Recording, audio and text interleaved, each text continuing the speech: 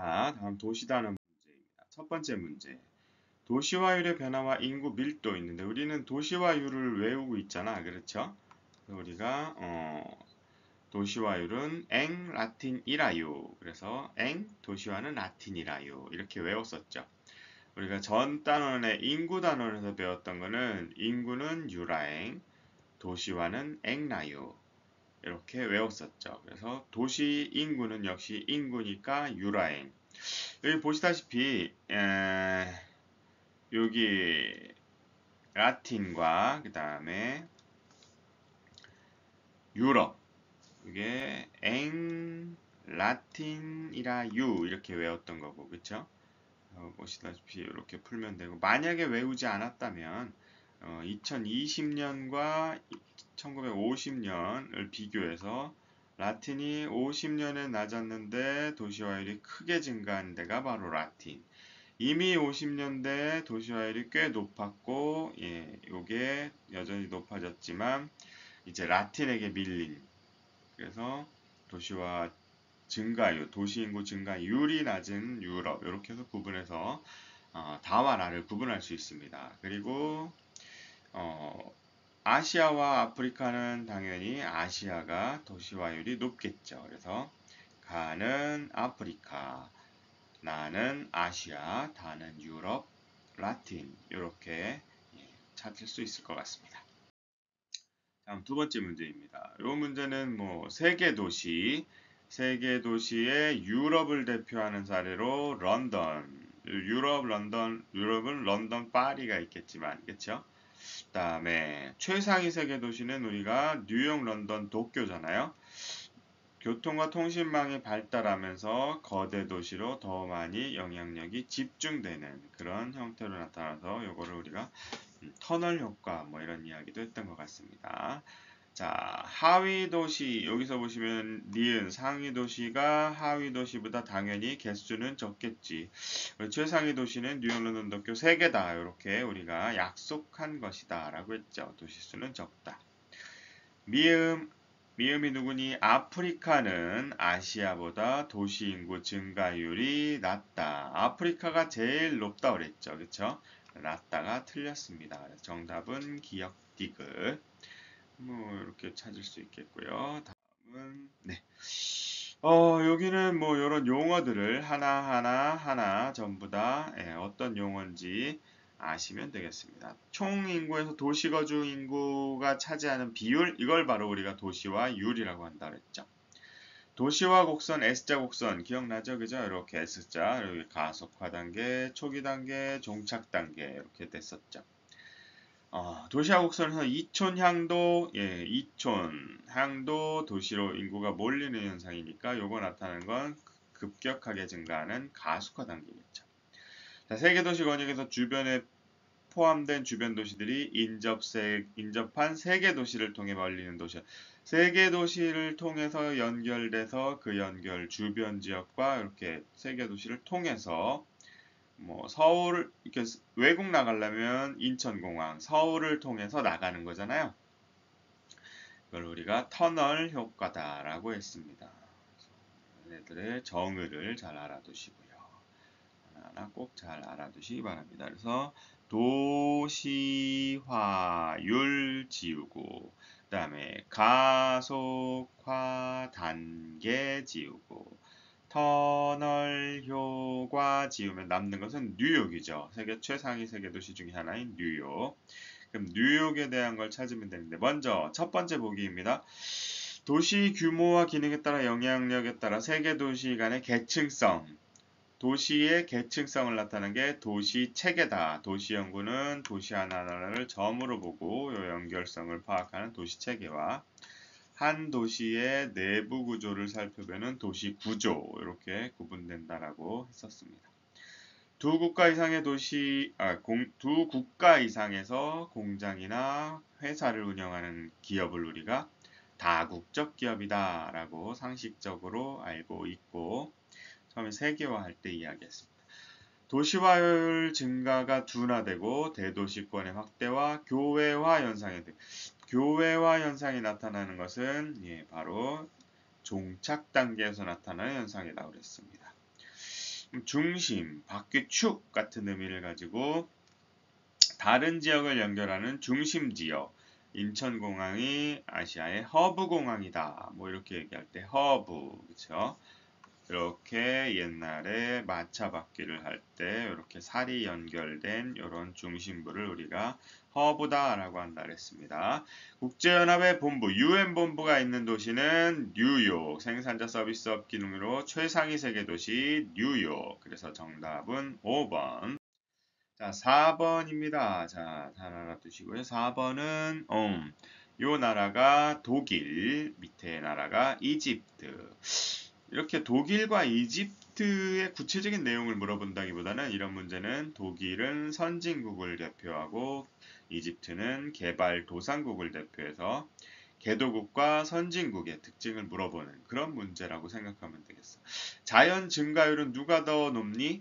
당연히 개도국이 인구의 자연 증가율이 높을 테고 도시화율은 당연히 선진국이 더 높겠지. 그러니까 자연 증가율이 더 높고 도시화율이 낮은 가가 바로 뭐가 되냐면 개도국인 이집트, 도시화율이 높고 인구 증가율이 낮은 나가 독일 되겠습니다.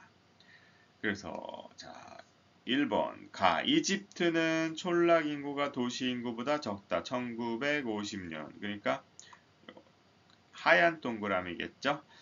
자 도시화율을 나타낸다는 것은 전체 인구 중에 도시 인구 비율인데 전체 인구는 도시 인구와 촌락 인구의 합이라고 했으니까 100에서 도시화율을 빼면 촌락 인구율이 되겠죠. 그렇죠? 1950년에 이집트는 50% 아래 그러니까 약 35%니까 촌락 인구는 75%가 있겠죠. 그러니까 촌락 인구가 더 많은데 적다고 그랬으니까 틀렸습니다. 2번 독일은 2020년 도시 가속화 단계 이미 독일은 가속화 단계 지나고 종착 단계에 해당하겠죠. 자, 이집트는 독일보다 2020년 국내 총생산이 많을 리가 있니? 독일이 많겠지. 이집트와 독일은 인구가 감소하였다? 아니에요. 계속 증가하죠. 그렇죠? 인구가 감소하는 것은 뭐 되게 적습니다. 일본, 뭐 우리나라 뭐 이렇게 몇 개 되지 않죠. 이집트가 감소한다는 건 말이 안 되지. 자, 이집트의 수도는 아프리카, 그죠? 카이로, 그 다음에 독일의 수도는 베를린 되겠죠. 그래서 정답은 5번. 자, 이번엔 실전 문제입니다. 이게 문제가 뭐냐 보면 여기 나오네, 그죠? 지역별 국내 총생산 상위 5개. 그런데 아시아, 유럽, 라틴 중에 하나잖아요. 그러면 총 생산이 가장 많은 아시아, 유럽, 라틴 중에서 가장 많은 나라는 누구냐면 바로 미국이고요. 두 번째로 많은 나라는 중국입니다. 그러니까 동그라미 크기 국내 총 생산이 이 중에서 제일 큰 요게 바로 누가 되는 거냐면 중국이 되겠고요. 그 다음에 아시아에서는 이게 그러니까 나가 아시아가 되겠고 그쵸? 그 다음은 일본, 그 다음은 인도 되겠죠. 그쵸? 인도. 그래서 아마 A가 인도인 것 같습니다. 그 다음에 뭐 네 번째 정도가 우리나라 되겠죠. 우리나라 대한민국. 자 다음은 그 다음 여기는 지금 나머지는 그러면 유럽과 라틴 중에 하나인데 도시화율이 우리가 도시화율은 라틴이라요. 도시화율이 대체로 높은 이게 바로 라틴이겠죠. 그쵸? 그리고 도시인구 증가율을 봐도 대략 다보다 좀 크잖아요. 증가율이 큰 게 바로 라틴 되겠죠. 그래서 여기 아시아, 여기가 라틴, 여기 유럽 되겠습니다. 유럽에서 지금 보면은 B가 뭔지 알아야 될 거 아니야. 그쵸? 제일 동그라미가 큰 나라는 바로 독일. 유럽에서 제일 GDP가 큰 나라는 독일, 그 다음에 영국, 프랑스 뭐 되겠죠. 자, 라틴은 다 유럽. 라틴은 유럽보다 1인당 평균 소득이 많을 리가 없지. 그다음에 두 번째, 아시아는 라틴보다 총 인구가 적을 리가 없지. 그쵸? 그다음에 A는 인도, B는 독일인데 인도가 독일보다 1차 산업 종사자 수가 인도가 뭐 1차 산업 종사자 인구가 많으니까 당연히 많겠고 1차 산업 종사자의 비율도 많으니까 이게 답이 되겠습니다. 브라질은 중국보다 도시 인구 증가율이 높다. 예, 중국이 도시 인구 증가율이 약 2점이 되겠고요. 그 다음에 라틴에서는 2점을 넘는 때가 없잖아요. 그죠? 지금 요 라틴에선 이 중국보다 높은 데가 없습니다. 그래서 브라질은 중국보다 높다가 중국이 더 높으니까 그쵸? 거짓말이 되겠습니다. 가는 아시아 이걸 봤으니까 정답은 3번. 자, 이 문제는 도시 인구와 촌락 인구의 숫자를 보여줬습니다. 그렇죠? 도시 인구와 촌락 인구가 몇 억 명이냐. 그래서 아시아는 대략 반반 정도. 그다음에 얘는 이게 뭐야? 누가 촌락인지 도시인지 모르겠지만 얘는 촌락이 좀 많고 얘는 촌락이 아니라 요게 더 많은 얘네들이 바로 도시 인구 되겠죠. 그쵸? 그래서 라틴, 아프리카, 앵글로 유럽 중에 하나인데 앵글로도 유럽도 라틴도 전부 도시화율이 50 이상이니까 요게 바로 도시. 그래서 A가 도시, B는 촌락 되시겠습니다. 그럼 가나다라가 누군지 알아야 되는데 이걸 가지고 우리가 이미 이거를 외우고 있었잖아요. 이 인구 단원에서. 그쵸? 보면은 아시아가 압도적으로 숫자가 많습니다. 도시 촌락 합치면 전체 인구잖아요. 그래서 요걸 보고 눈치채면은 요게 제일 인구가 많은 게 누구겠어? 당연히 아시아. 그 다음 인구가 많은 게 누구냐면 우리가 아프리카라는 걸 알고 있습니다. 그래서 가는 아프리카. 그 다음에 유럽이 더 인구가 많잖아요. 나와 다 중에 누가 더 인구가 많니? 도시 인구는 대략 비슷한데 이 촌락 인구가 훨씬 많은 나가 바로 유럽, 다는 바로 라틴. 그래서 유럽이 라틴보다 도시화율은 작고 총 인구는 많고 그렇죠? 그 다음에 라는 앵글로 아메리카 되겠습니다. 나머지 자 그러면 가는 다보다 아프리카는 라틴보다 도시화율이 낮다. 당연히 낮겠지 아프리카가 그쵸? 이렇게 되고 아프리카. 그다음 두 번째 나의 인구 규모 1위 국가 나가 누구니? 유럽의 인구 규모 1위 국가는 독일이고요. 아프리카의 인구 규모 1위 국가는 나이지리아 되겠죠. 유소년 부양비가 높다. 이건 뭐 어떤 국가 1위 인구 규모 1위 국가가 누군지 몰라 그런다 그래도 가가 아프리카니까 당연히 아프리카가 유소년 부양비가 높겠죠. 그러니까 높다가 틀렸습니다. 그 다음에 다는 라보다 국가의 수가 적다. 다는 누구야? 라틴은 앵글로보다. 앵글로는 캐나다, 미국밖에 없으니까 그쵸? 틀렸고요. 적다가 틀렸겠죠. 그 다음에 라는 나보다 앵글로는 유럽보다 연평균 인구 증가, 인구 성장률이 낮다. 유럽은 지금 뭐 살짝 증가하지만 그죠? 곧 감소를 할 것 같은 예정이고요. 앵글로는 이민자들에 의해서 계속 인구가 들어오고 있어서 인구는 꾸준히 성장하고 있다. 그래서 낮다가 틀리겠죠. A는 도시, B는 촌락이니까 5번 역시 틀렸습니다. 그렇죠? 이렇게 되겠습니다. 자, 3번 문제입니다. 이 문제 쉽지 않네요. 일단 여기 얘가 에티오피아겠죠. 그다음에 얘는 베트남, 얘가 바로 오스트레일리아 되겠습니다. 자, 그러면 오스트레일리아가 가장 선진국 되겠고요. 에티오피아가 가장 후진국 되겠고 베트남은 개발도상국 뭐 정도로 보면 되겠죠.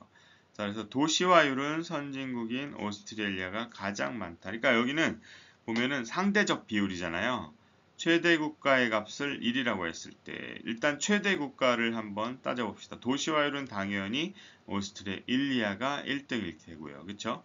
그 다음에 도시 인구는 누가 제일 많을까? 베트남과 에티오피아 둘 다 1억 명 정도인데 그렇죠?